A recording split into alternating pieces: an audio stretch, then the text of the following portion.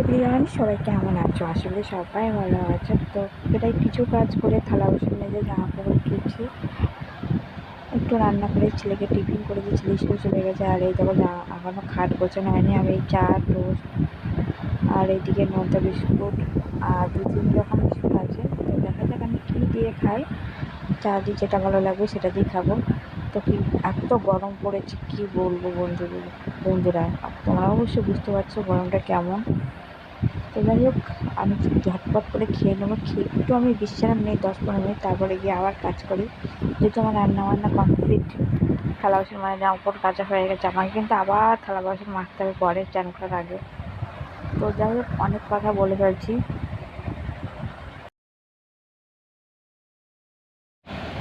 তো দেখো, এখন ভাত নিয়ে বসে পড়লাম। প্রায় এখন বাজে প্রায় 11টা বাজতে যাচ্ছে। সিম্পল চিকেন রান্না হয়েছে। তো তোমাদের দাদাভাই খাচ্ছে, ও যেতে 11টা 15-10 ধরে। আমি টুক করে খেয়ে নিলাম। তারপরে আমার সমস্ত কাজ বাজ হয়ে গেছে, আমি এবার বসে আছি। দেখো, সব কাজ হয়ে গেছে, এই বসে রয়েছি, কারণ আছে একটু ভাবছি, যেহেতু ছেলের আজকে রেজাল্ট দেবে, তো একটু চিন্তা তো আছেই। তো যাই হোক, রেজাল্টের আশে আমি বসে আছি, ছেলে কখন স্কুল থেকে বাড়ি আসবে সেই জন্য। দেখো, কষ্ট করে যদি কেষ্ট না মেলে না, খুবই খারাপ হয়ে যায়। তাছাড়াও এবছর অনে উঠেছে, নার্সারি KG1 KG2 পড়েছে, এবারে অনে উঠেছে। অনে উঠলে কী হয়, আলাদা খাতা প্রশ্ন দেয়, প্রশ্ন থেকে খাতায় তুলতে হয় উত্তরগুলো, মানে যেটা প্রশ্ন আছে প্রশ্নের মতন প্রশ্ন, আলাদা একটা খাতা, যেটা ওগুলো সেই উত্তরটাতে লিখতে হবে। তো যাই হোক, কখন ছেলে আসে দেখা যাক।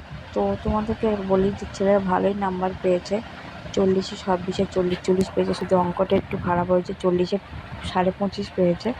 তার কারণ হচ্ছে ও 2-3টে অঙ্ক করেনি, লেখা অঙ্ক। তো লেখা অঙ্ক সবাই করেনি, অঙ্কটা সবাই কম বেশি একটু কম নাম্বার কম পেয়েছে।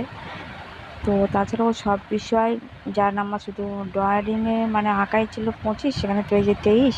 আর জীবন বিজ্ঞানে 39 পেয়েছে, 1 নাম্বার কম 40-এ। তাছাড়া সব 40 পেয়েছে, আর অঙ্কে একটু ঢিসমিশে। তো যাক, খুবই ভালো লাগলো যে হ্যাঁ, কষ্টটা আমার সার্থক হয়েছে।